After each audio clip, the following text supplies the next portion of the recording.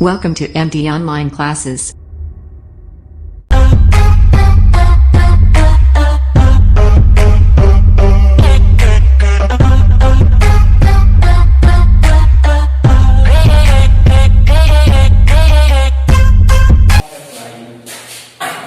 आज मैं कक्षा 10 और 12 के बच्चों के लिए प्रकाश अध्याय 1 कक्षा 10 का प्रकाश है।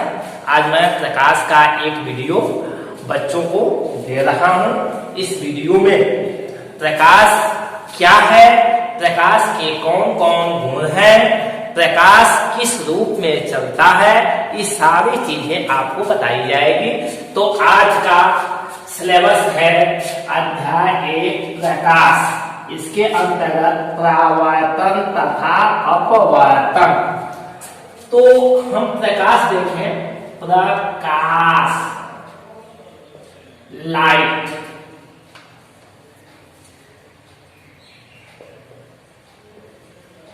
लाइट प्रकाश क्या है, प्रकाश किसे कहते हैं।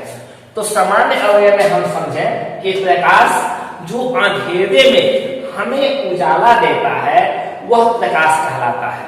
अर्थात प्रकाश स्वयं दिखाई नहीं देता, अन्य वस्तुओं को देखने में सहायता प्रदान करता है, उसे प्रकाश कहते हैं। अब प्रकाश की परिभाषा क्या लिखेंगे कि प्रकाश एक प्रकार की वह क्रिया है जो हमारी आंखों को संवेदित करती है, उसे प्रकाश कहते हैं। प्रकाश स्वयं दिखाई नहीं देती, दूसरे वस्तुओं को देखने में सहायता प्रदान करती है। अब प्रकाश पर इस प्रकाश से दो गुण हमको निकल के आते हैं। इनमें एक दीप्ति और दूसरी अदीप्ति। दीप्ति वस्तु में, दीप्ति वस्तु में, दीप्ति वस्तु में क्या है, तो जो अंधेरे में जो हमें प्रकाश उत्पन्न करती है, जो दूसरी वस्तुओं को देखने में सहायता प्रदान करती है, उसे दीप्ति वस्तु में कहते हैं। और जो वस्तुएं स्वयं दिखाई नहीं देती उसे अदीप्ति वस्तु कहते हैं। अदीप्ति वस्तु में वे है जो स्वयं दिखाई नहीं देती। अब दीप्ति और अदीप्ति वस्तु में यह आपकी दीप्ति वस्तुएं स्वयं दिखाई देती है और अदीप्ति वस्तुएं स्वयं दिखाई नहीं देती। यही आपके प्रकाश के दो गुण हैं। अब प्रकाश जो है सीधी रेखा में चलता है, प्रकाश कभी तिरछी रेखा में नहीं जाता। प्रकाश का जो निर्वात में चाल होता है वह होता है 3 × 10⁸ मीटर प्रति सेकेंड। ये जो है निर्वात में प्रकाश की चाल है, वायु में प्रकाश की चाल, प्रकाश इसी चाल से चलता है। अब इसके बाद हम देखें कि हमारा यहाँ पॉइंट है परावर्तन और अपवर्तन। परावर्तन किसे कहते हैं, परावर्तन क्या है और परावर्तन हम कहते किसे हैं। तो परावर्तन, प्रकाश का परावर्तन जो है कैसे होता है, यह आज हम आपको बताएंगे। प्रकाश का परावर्तन,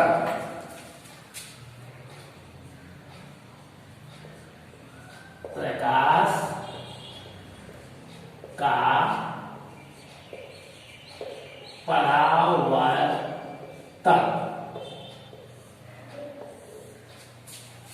प्रकाश का परावर्तन का मतलब होता है कि जब प्रकाश की किरण किसी चिकने तल या पॉलिशदार तल पर गिरता है तो उसका अधिकांश भाग वापस लौट जाता है। इस क्रिया को प्रकाश का परावर्तन कहते हैं। इसका मतलब जब प्रकाश की किरण, जब प्रकाश की किरण किसी चिकने तल पर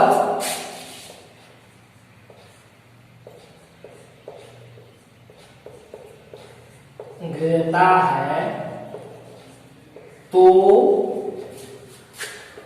उसका अधिकांश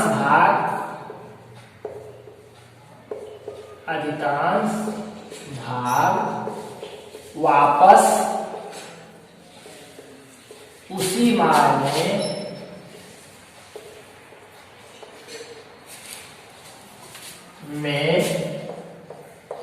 लौट जाता है। इस क्रिया को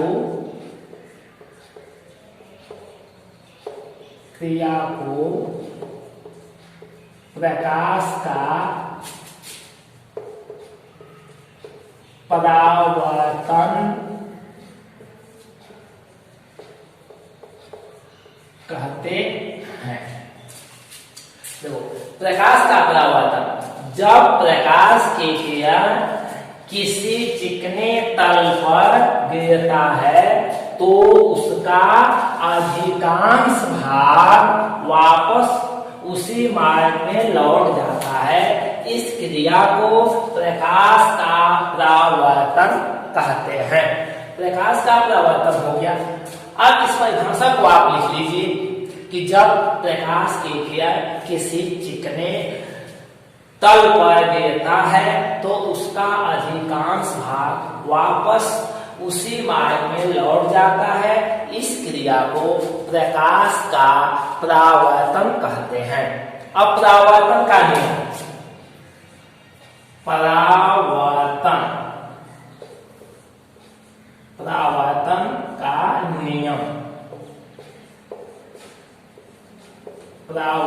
का नियम, परावर्तन का नियम क्या है? परावर्तन का नियम हम किसे कहेंगे?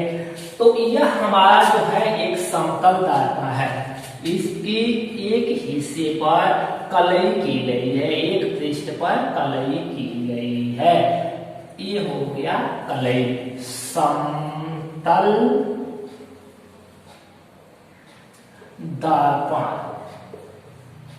अब ये समतल दर्पण है, इसके एक हिस्से पर कलई कर दी गई है। अब इस पर आने वाले प्रकाश की किरण, ये प्रकाश की किरण जो है सीधे इस पर आती है और दर्पण से, इस दर्पण से टकरा करके यह वापस लौट जाती है। अब ये जो किरण आई हुई है, जो दर्पण पर आ रही है, तो आने वाली किरण को आपतित किरण कहते हैं। यह है आपतित किरण, आपतित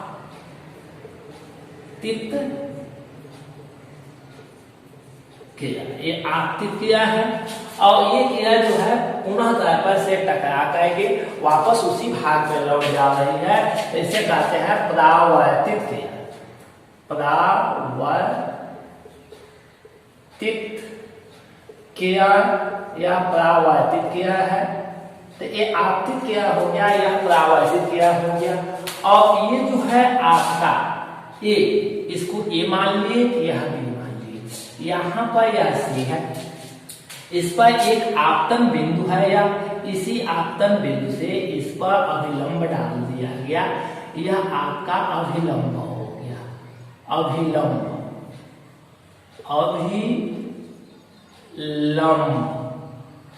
हो गया, इसे यह मान लीजिए। तो देखो, ये हमारा आपतित किया है, ये परावर्तित किया है और यह अभिलंब है। अब ये जो कोण आपके इनके बीच जो है, अभिलंब और आपतित किया के बीच यह जो कोण बन रहा है, तो यह कोण आपतित किया के कारण बन रहा है। इसे कहेंगे आपतन कोण, आपतन कोण। तो इसका नाम हमने डाला आपतन कोण, आपतन कोण। यह हो गया आपतन कोण। यह जो है परावर्तित किया और अभिलंब के कारण बन रहा है, तो यह जो हमारा कोण है, यह है परावर्तन, परावर्तन कोण। यह हो गया परावर्तन कोण। यह आपतन कोण है, यह परावर्तन कोण है। अब आपतन कोण को हमने आई मान लिया और परावर्तन कोण को आर मान लिया। अब इसे देखने से पता यह चला कि परावर्तन के दो नियम हैं। इसके दो नियम दिए जा सकते हैं। तो हम इसमें लिख सकते हैं, पहला नियम जो परावर्तन का पहला नियम है यह क्या है, यह आपतित क्रिया है, यह परावर्तित क्रिया है, यह अभिलंब है। तीनों यही बिंदु सी पे हैं, अर्थात यह तीनों बिंदु सी पे हैं। तो इसे हम क्या कह देंगे कि आपतित क्रिया, परावर्तित क्रिया और अभिलंब तीनों एक ही तल में होते हैं। तो पहला परिभाषा बना, तो इसका पहला नियम आपतित क्रिया, आपतित क्रिया, परावर्तित क्रिया, परावर्तित क्रिया और अभिलंब, अभिलंब तीनों एक ही तल में है। देखिए, आपतित क्रिया, परावर्तित क्रिया और अभिलंब तीनों एक ही तल में है, अर्थात ये जो आने वाली क्रिया है जो दर्पण से टकरा करके वापस जा रही है, तो जहां टकरा के जहां से जा रही है वही तल है और इसी पर आपतित क्रिया, परावर्तित क्रिया और अभिलंब तीनों मिल रहे हैं, अर्थात आपतित क्रिया, परावर्तित क्रिया और अभिलंब तीनों एक ही तल में है। ये परावर्तन का पहला नियम है। दूसरा नियम परावर्तन का है कि ये एंगल और यह एंगल, ये जो कोण है आपका और यह कोण, दोनों क्या है, सदैव आपस में बराबर है। ये दोनों आपस में बराबर होते हैं, अर्थात आपतन कोण और परावर्तन कोण सदैव आपस में बराबर होते हैं। आपतन कोण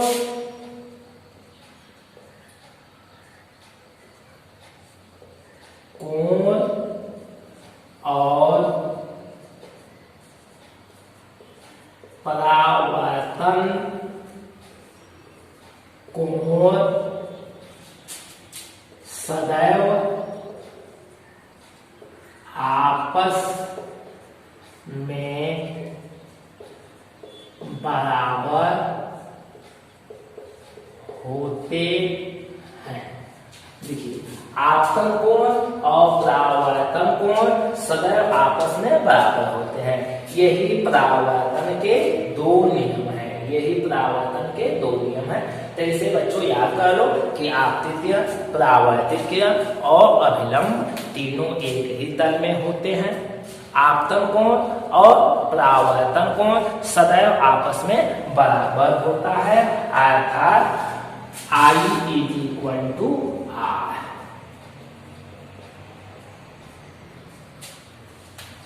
अब हम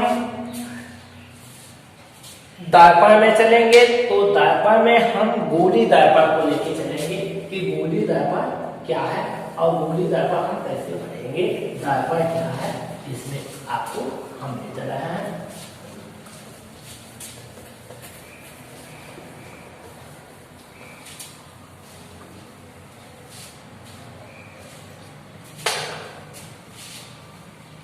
आपको यह क्लियर हो गया कि परावर्तन के नियम क्या है, प्रकाश क्या है, द्वितीय वस्तुएं क्या हैं, अद्वितीय वस्तुएं क्या हैं।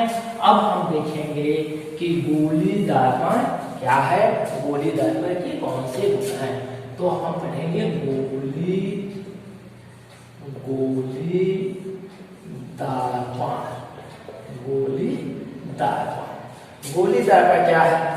गोली शब्द से ऐसे ही पता चलता है कि यह गोल होना चाहिए। तो यह गोला एक गोला है, यह कांच का एक गोल खोखला गोला होता है। गोली दर्पण कांच का एक खोखला गोला होता है जो पारदर्शी होती है, एक तरफ से दूसरी तरफ देखी जा सकती है। तो यह हो गया गोली दर्पण, इसको हमने लिखा गोली दर्पण। अब इस गोली दर्पण को हम जो है काट देते हैं। अगर हम यहाँ से इसे काट दिए तो इसके तीन हिस्से हुए, इसके तीन हिस्से हुए इस गोली दर्पण के। यह चूंकि खोखला है इसलिए इसे काटा जा सकता है, इसके तीन गोले बनाए जा सकते हैं।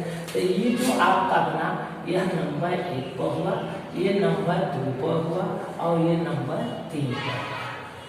तो अब देखिए इसके लिए अब हम क्या करेंगे कि ये इसकी आकृति बने या अलग अलग इसकी आकृति का हम डिस्कशन करें तो हमें पता चलेगा कि ऐसी आकृति बनेगी। यही तीन हमारी आकृति बने, यही तीन हमारी आकृति बने। अब तीनों आकृतियों पे, इन तीनों आकृतियों पर हम विचार करेंगे कि कैसे क्या होगा। तो इसके जो है धसे हुए भाग को, इसके धसे हुए भाग पर यदि हम रेड फास्फोरस की कलई कर दें, इस पर पेंट कर दें, तो इस पर हमने कलई कर दिया, इसके भाग पर कलई कर दिया। अब इसका जो है यह एक आयत के आकार का है, तो इसके किसी एक पृष्ठ पर कलई किया जाएगा, एक भाग पर कलई नहीं करेंगे। तो हमने मान लिया कि इसके निचले पृष्ठ पर कलई की गई है और इसके उभरे हुए जो तीसरा प्रोडक्ट है, इसके उभरे हुए भाग पर हमने कलई कर दिया। तो इसके उभरे हुए भाग पर ये कलई हो गई हमारी।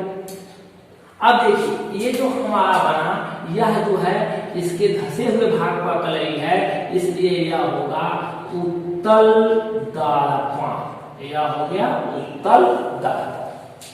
इसके एक पृष्ठ पर कलई की गई है, तो यह हो गया समतल दर्पण। यह हो गया समतल दर्पण। और इसके उभरे हुए भाग पर कलई किया गया है, तो यह हो गया अवतल दर्पण। यह हो गया अवतल दर्पण।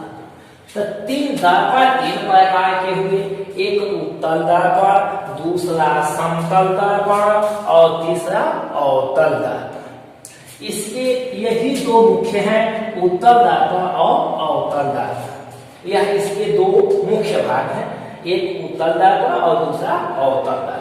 अब इन दोनों को हम पढ़ेंगे कि उत्तल दर्पण किसे कहते हैं, अवतल दर्पण किसे कहते हैं। तो पहले मैं बता दूं कि अवतल दर्पण, अवतल दर्पण, अवतल दर्पण पहला हो गया अवतल दर्पण। यह अवतल दर्पण। अब आपसे पूछा जा सकता है कि अवतल दर्पण किसे कहते हैं। तो आप यहां देखिए कि वह दर्पण जिसके उभरे हुए भाग पर कलई की जाती है उसे अवतल दर्पण कहते हैं। दूसरा ये जो आपका उत्तल दर्पण है, उत्तल दर्पण, उत्तल दर्पण की परिभाषा देनी हो तो हम क्या करेंगे कि वह दर्पण जिसके धसे हुए भाग पर कलई की जाती है उसे हम उत्तल दर्पण कहते हैं। और तीसरा ये जो है समतल दर्पण, समतल दर्पण। अब समतल दर्पण में जिसके एक पृष्ठ पर कलई की जाती है उसे समतल दर्पण कहते हैं। अब दर्पण से संबंधित कुछ परिभाषाएं हम आपको बताएंगे कि इन परिभाषाओं को जब हम जान जाएंगे तब हमको कोई फार्मूला या सूत्र ज्ञात करना होगा तो हमें दिक्कत नहीं आएगी। तो हम सबसे पहले अब जानेंगे कि दर्पण से संबंधित परिभाषाएं। तो दर्पण हम मुख्य रूप से दो प्रकार के जाने, एक अवतल दर्पण और दूसरा उत्तल दर्पण। एक दर्पण हमने यहाँ बनाया, इसको यहाँ से हमने काट दिया, और एक यहाँ गोली दर्पण है। दोनों को हम यही बताएंगे आपको कि इसके क्या कंडीशन है। आप यदि ध्यान से देखेंगे, एक बार अभ्यास कर लेंगे तो निश्चित रूप से ये चीजें कभी भूलने वाली नहीं है। मैं इसे एकदम साधारण तरीकों से बताने का प्रयास कर रहा हूं, आप ऐसी तरह से जानने की कोशिश कीजिए। ये दर्पण है, इसके इस भाग को मैंने यहाँ से काटा। अब जानते हैं कि इसके उभरे हुए भाग पर हम कलई कर देते हैं, इस पर कलई कर देते हैं, तो यह अवतल दर्पण हो गया।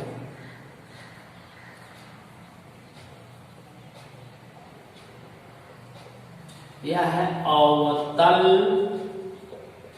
दर्पण। इसके जो है धसे हुए भाग पर हमने कलई कर दिया, इसके धसे हुए भाग पर हमने क्या किया, कलई किया।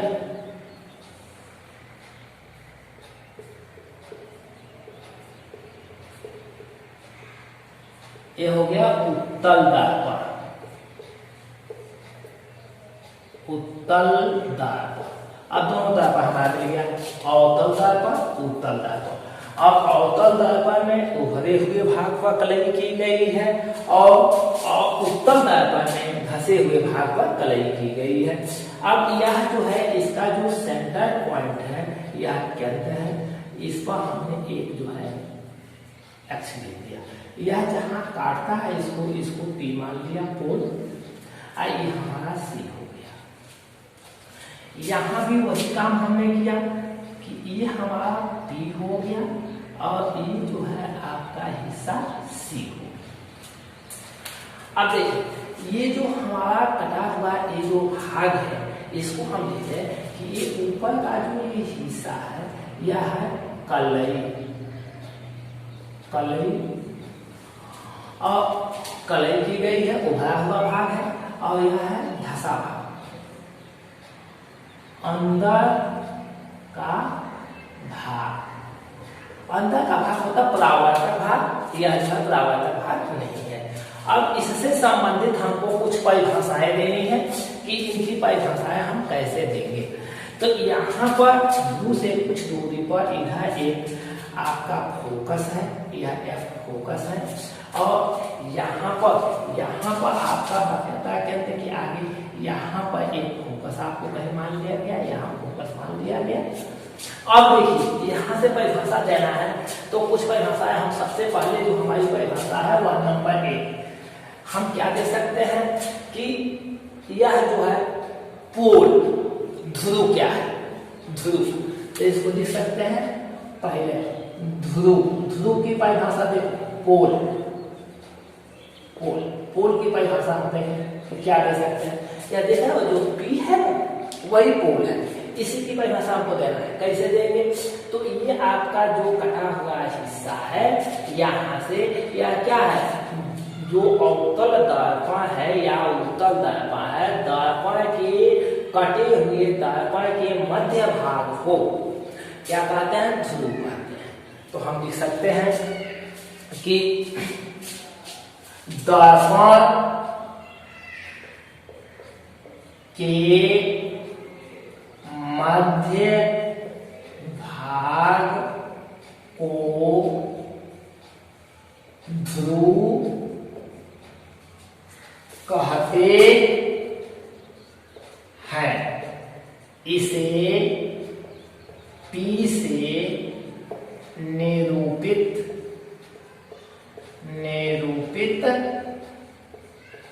करते हैं। क्या हो गया कि जो दर्पण का मध्य भाग है वही जो है ध्रुव कहलाता है। अब ध्रुव के बाद से हम बकायदा केंद्र की बात करेंगे। प्रतिबिंबों का बनना हम आपको बताना चाहते हैं। तो प्रतिबिंबों के बनने में आपको तीनों नियम होना चाहिए। पहला यह आप बता देते हैं, अवतल, अवतल दर्पण द्वारा प्रतिबिंबों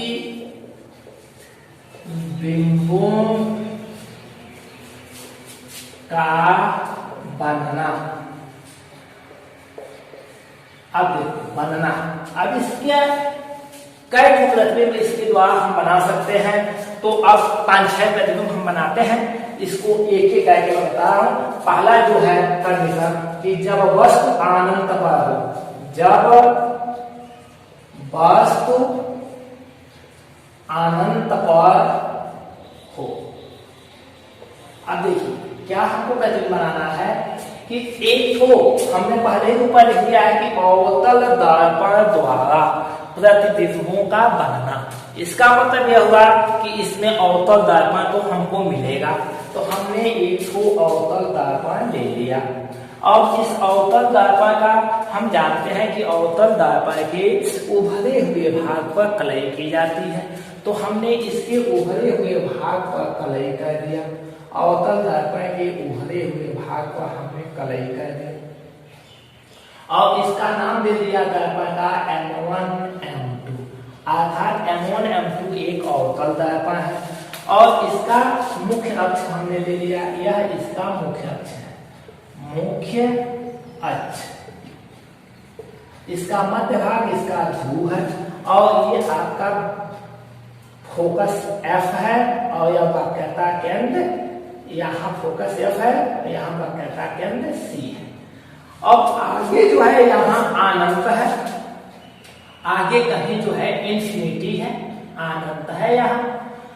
अब वस्तु कहाँ रखी गई है, तो कंडीशन बता रहा है कि जब वस्तु अनंत पर हो, इसका मतलब वस्तु अनंत पर है, तो जब वस्तु अनंत पर होगी तो यह वस्तु कहाँ से होकर आएगी, मुख्य अक्ष के समानांतर नहीं चलेगी। इस बात को ध्यान से रखो, क्योंकि हमको पता ही नहीं है कि वस्तु कहाँ है, अनंत है।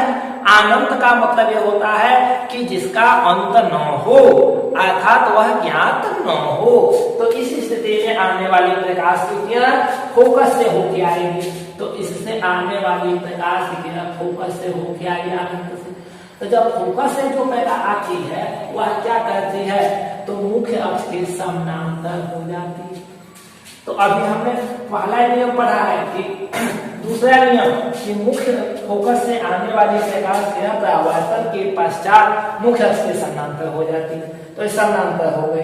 अब दूसरा जो हम जानते हैं कि वक्रता केंद्र की दूसरी जो हमारी परिभाषा है वह वक्रता केंद्र, वक्रता केंद्र, वक्रता केंद्र। अब यह जो सी हम देख रहे हैं वह वक्रता केंद्र है। तब खोखले गोले के मध्य बिंदु को, खोखले बेले के केंद्र को वक्रता केंद्र कहते हैं। तो हम लिख सकते हैं खोखले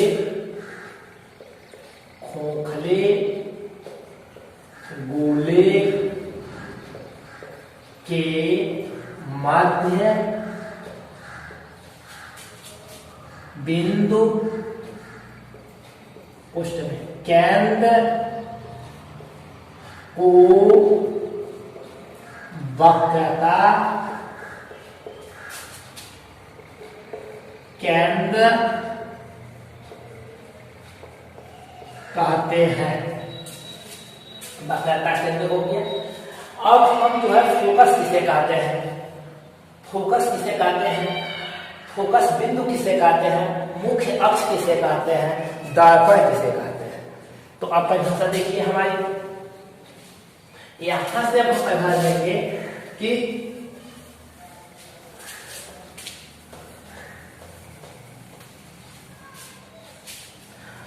वक्रता त्रिज्या,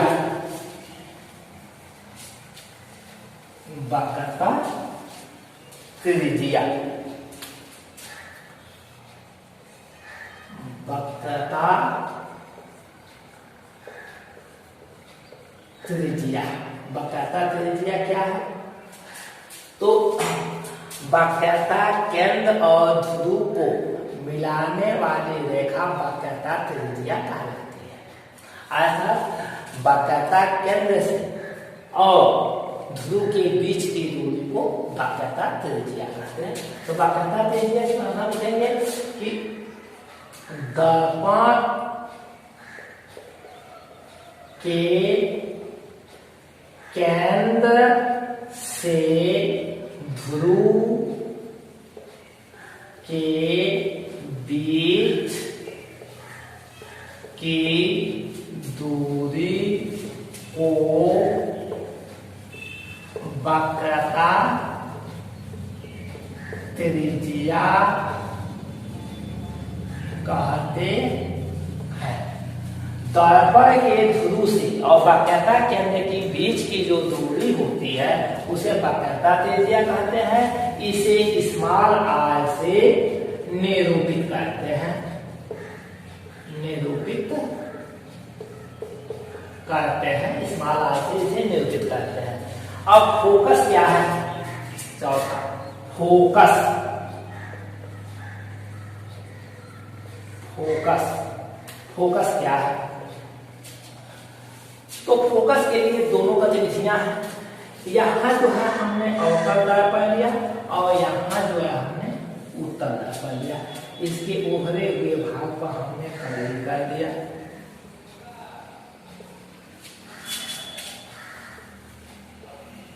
इसके धसे हुए भाग पर हमने कलई कर दिया। ये हमारा अवतरदायित्व हो गया या उत्तरदायित्व हो गया, ये हमारा हो गया मुख्य अक्ष, इसका भी यह हमारा हो गया मुख्य अक्ष, यह मुख्य अक्ष है, यह मेन एक्सिस है, मुख्य अक्ष, मुख्य अक्ष, मुख्य अक्ष है, यह ध्रुव है, यहाँ पर कहता केंद्र C है, अब यहाँ से यहाँ पर कहता केंद्र C है, अब यहाँ से आने वाली प्रकाश की किरण इस पर जाती है, इस पर ऐसे ही प्रकाश की किरण जा रही है, तो यह जब प्रकाश की किरण जो है जब इस पर जाती है तो दर्पण से परावर्तन के नियम पढ़े हैं कि परावर्तित होकर वापस लौटती है, तो यह वापस लौट गई, यह यहाँ से वापस लौट गई, यह यहाँ से वापस लौट गई, ये सारी किरणें वापस लौट गई। अब इससे क्या पता चला कि ये जहाँ पर एक दूसरे को काटती है, माने सभी किरणें जहाँ पर केंद्रित होती है वही फोकस कहलाता है, यही हमारा है फोकस। तो फोकस की परिभाषा हम क्या दे सकते हैं कि मुख्य अक्ष के समानांतर जाने वाली प्रकाश की किरणें परावर्तन के पश्चात जिस बिंदु पर मिलती है वह दर्पण का फोकस कहलाता है। या दूसरी कंडीशन जब इसमें हम आएंगे तो यह किरण यहाँ से जाएगी और यहाँ से जाएगी, अब यह जो है परावर्तन के पश्चात वापस लौटी, ये किरण ऐसे ही लौटी, ये किरण यहाँ से लौट गई, ये किरण यहाँ से लौट गई, लेकिन हम कल्पना करें तो ये किरण जो है आगे जाती तो किसी बिंदु पर मिलती, ये सारी किरण जाके एक बिंदु पर मिल गई, और ये किरण जिस बिंदु पर मिली है यही हमारा फोकस। तो दो परिभाषाएं हो सकती है कि मुख्य अक्ष की दो परिभाषाएं हम दे सकते हैं कि मुख्य अक्ष के समांतर चलने वाली प्रकाश की किरणें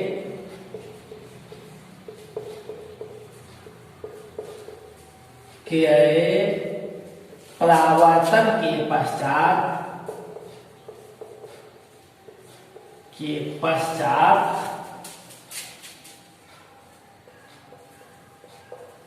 जिस बिंदु पर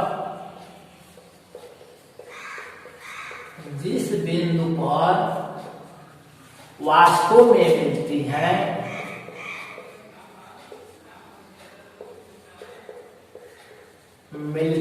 है अथवा मिलती हुई प्रतीत होती हैं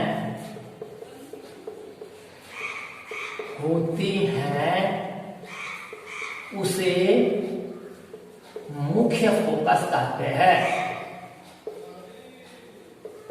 फोकस मुख्य फोकस कहते हैं।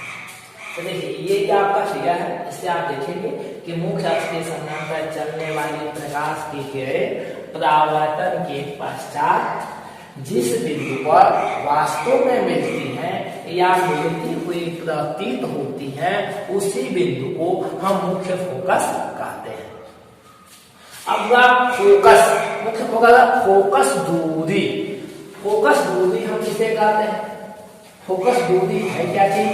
अब आपको मैं बताऊंगा फोकस दूरी। सॉरी, एक मिनट, आप मुख्य अक्ष को थोड़ा सा जान लें, क्योंकि मुख्य अक्ष आपको मैंने नहीं बताया। आप मुख्य अक्ष को जान लेंगे तो मुख्य अक्ष क्या है। मुख्य अक्ष, तो मुख्य अक्ष को थोड़ा सा जान लीजिए कि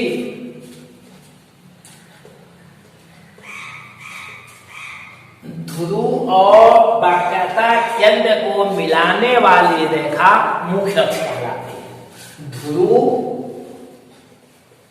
व वक्रता केंद्र को मिलाने वाली रेखा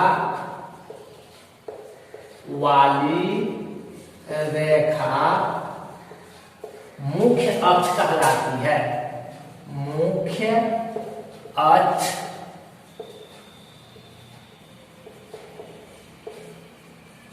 कहलाती है। यही मुख्य अक्ष है जो आपको सी और पी को मिलावे, अर्थात पीसी मुख्य अक्ष है, यही मुख्य अक्ष है। अब यहां से फोकस दूरी हम बता रहे थे, फोकस दूरी क्या है? फोकस दूरी क्या है? तो अब यहां देखिए, ध्रुव और मुख्य फोकस के बीच की दूरी को फोकस दूरी कहते हैं। यदि आप इस चित्र को समझ रहे हैं तो फोकस दूरी की परिभाषा में कहीं कोई दिक्कत नहीं, इसी को उठा के आप रख देंगे कि ध्रुव और फोकस के बीच की दूरी को फोकस दूरी कहते हैं। ध्रुव मुख्य फोकस के बीच की दूरी को फोकस दूरी कहते हैं। इसे स्मॉल एफ से निरूपित करते हैं।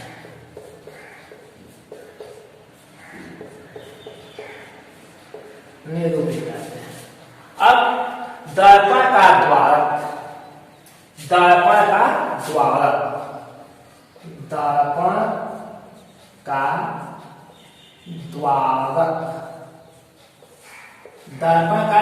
क्या है? तो दर्पण का द्वारक क्या है? जो है आपका M1 और M2 हमने मान लिया, तो यहां से यहां तक की जो दूरी है वही द्वारक है। तो दर्पण के व्यास को दर्पण का द्वारक कहते हैं। दर्पण के व्यास को दर्पण का द्वारक कहते हैं। दर्पण का जो व्यास होता है वही दर्पण का द्वारक कहलाता है। अब हम जो है कुछ नियम बताएंगे जिससे प्रतिबिंबों का बनना होगा। तो आप नियम जान लीजिए, नियम को अपने दिमाग में रखिएगा। यदि नियम आप नहीं जानेंगे तो इसके से जो प्रतिबिंब बनेंगे उन प्रतिबिंबों को हम नहीं बना पाएंगे।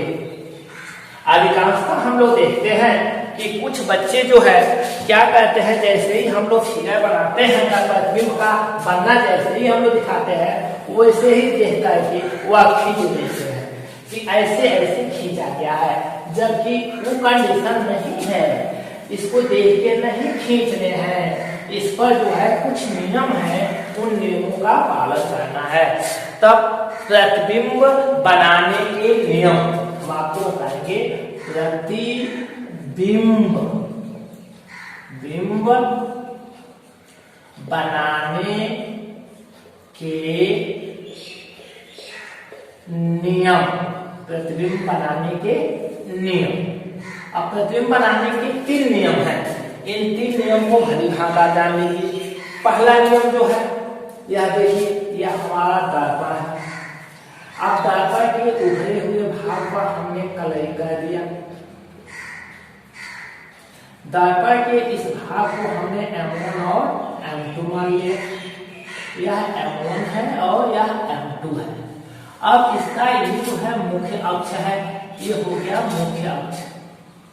मुख्य अक्ष ये ध्रुव हो गया, ये वक्रता केंद्र C हो गया, ये फोकस F हो गया और वक्रता केंद्र C हो गया। अब मान लीजिए कि वस्तु जो है पहली कंडीशन में मुख्य अक्ष के समानांतर चल रही है, तो यह मुख्य अक्ष हमारा PC है। P और C क्या है? मुख्य अक्ष है। क्योंकि मैंने परिभाषा बताया कि जो ध्रुव और वक्रता केंद्र को मिलाने वाली रेखा मुख्य अक्ष कहलाती है। तो यह मुख्य अक्ष हो गया और इसकी समानांतर यह हमने एक किया डाल दिया। एक प्रकार से किया मुख्य अक्ष से समानांतर चल रही है। और समानांतर का मतलब होता है कि दो रेखाएं यहाँ से लेकर के कन्याकुमारी तक बढ़ाया जाए तो दोनों एक दूसरे को कहीं काटे न, तो ऐसी रेखा को हम जो है समानांतर रेखा कहते हैं। तो अब यह जब गई तो यहाँ तो इसकी उभरे हुए भाग पर कलई की गई है, तो यहाँ यह जो है दर्पण से टकराई और दर्पण से टकरा करके परावर्तन के पश्चात यह मुख्य अक्ष से होके चली जाती है। तो यह मुख्य अक्ष से होके चली गई, यह मुख्य अक्ष से होके चली गई। अब दूसरे किया, ये पहला नियम हो गया कि जब, अब इसको आप नोट बनाओ काफी वीडियो को, पहला नियम अगर नहीं लिखते हैं तो दिक्कत में फंस जाएंगे। आप पहला नियम लिखिए। पहला नियम इसका यह है कि जब प्रकाश की किरण मुख्य अक्ष के समांतर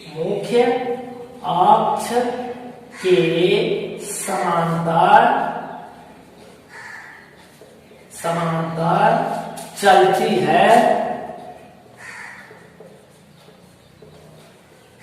तो परावर्तन के पश्चात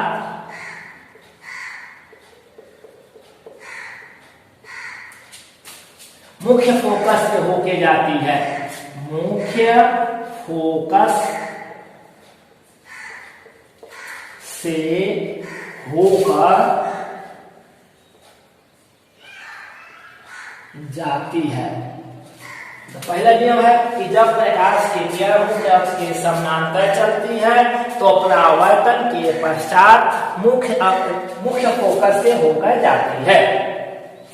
दूसरा नियम के लिए देखिए, फर्स्ट आपको बता, दूसरा नियम भी आप अपने दिमाग में रखिए। सेकेंड का क्या होगा, सेकेंड के लिए फिर देखिए, ये आप जो देख रहे हैं ये M1 M2 वही दर्पण है, वही भाग कलई की गई है, वही आपका मुख्य अक्ष है, यही मुख्य अक्ष है,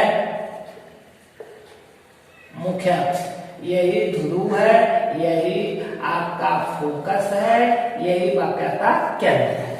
लेकिन अंतर क्या है कि यह मुख्य अक्ष के समांतर नहीं चल रही है, आने वाली प्रकाश की किरण मुख्य फोकस से होके आ रही है। तो आने वाली प्रकाश की किरण मुख्य फोकस से होके आ रही है, तो जो किरण मुख्य फोकस से होके आती है परावर्तन के पश्चात मुख्य अक्ष के समानांतर हो जाती है। तो ये किरण अब जो है मुख्य अक्ष के समानांतर हो गई। तो अनंत से आने वाली प्रकाश की किरण जो मुख्य फोकस से होके आती है परावर्तन के पश्चात मुख्य अक्ष के समानांतर हो जाती है। और दूसरी किरण जो वक्रता केंद्र C से होके आती है उसके लिए तीसरा नियम हम बताएंगे। तो यह दूसरा नियम आप जान लीजिए। दूसरा नियम है कि मुख्य फोकस से आने वाली प्रकाश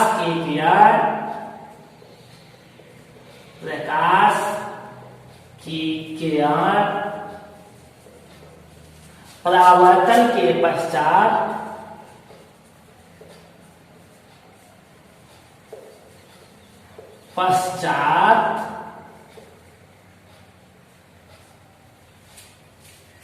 मुख्य फोकस से आने वाली प्रकाश की किरण परावर्तन के पश्चात मुख्य अक्ष के समानांतर हो जाती है। मुख्य अक्ष के समांतर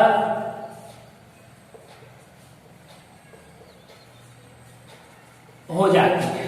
दूसरा नियम देखिए, अब आपके दिमाग में बैठ जाना चाहिए कि जो प्रकाश की किरण मुख्य अक्ष के समानांतर आएगी परावर्तन के पश्चात मुख्य फोकस से होके जाएगी, और जो किरण मुख्य फोकस से होके आएगी परावर्तन के पश्चात मुख्य अक्ष के समानांतर हो जाएगी। तीसरा नियम जो है, इसके तीन नियम तो आप रट लीजिए, तीन नियम में आप कहीं ढिलाई मत कीजिए क्योंकि तीनों नियम से ही हम प्रतिबिंब को बनाएंगे। यदि इन नियमों को आप भली भांति नहीं समझेंगे तो प्रतिबिंबों का बनना आप नहीं कर पाएंगे। अगर इसे समझ लेंगे तो चिटकी का काम है प्रतिबिंबों का बनना और लिखना।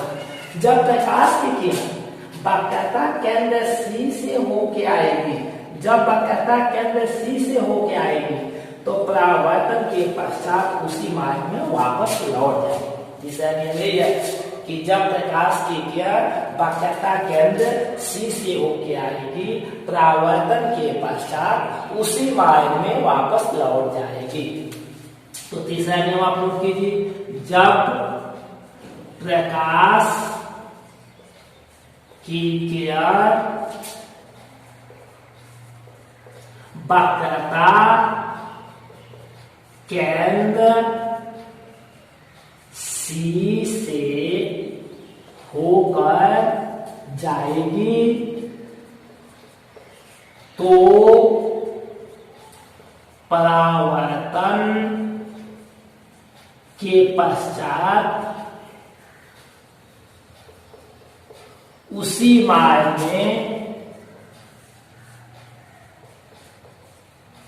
में वापस लौट जाएगी। देखिए तीसरा नियम है कि जब प्रकाश किरण वक्रता केंद्र C से होके आएगी तो परावर्तन के पश्चात उसी मार्ग में वापस लौट जाएगी। अब मैं आपको बताऊंगा कि इनके द्वारा अवतल दर्पण के द्वारा प्रतिबिंबों का बनना, अवतल दर्पण के द्वारा प्रतिबिंबों का बनना। इसके लिए आप ध्यान रखें कि ये तीनों नियम जो हमने बताया या तीनों नियम आपकी जुबान पर होगा तो हम प्रतिबिंबों का बनना आपको सिखा देंगे। अगर आप इस नियम को ध्यान से नहीं रखेंगे तो प्रतिबिंबों का बनना कठिन हो जाएगा, प्रतिबिंबों का बनना आप नहीं कर पाएंगे, इधर उधर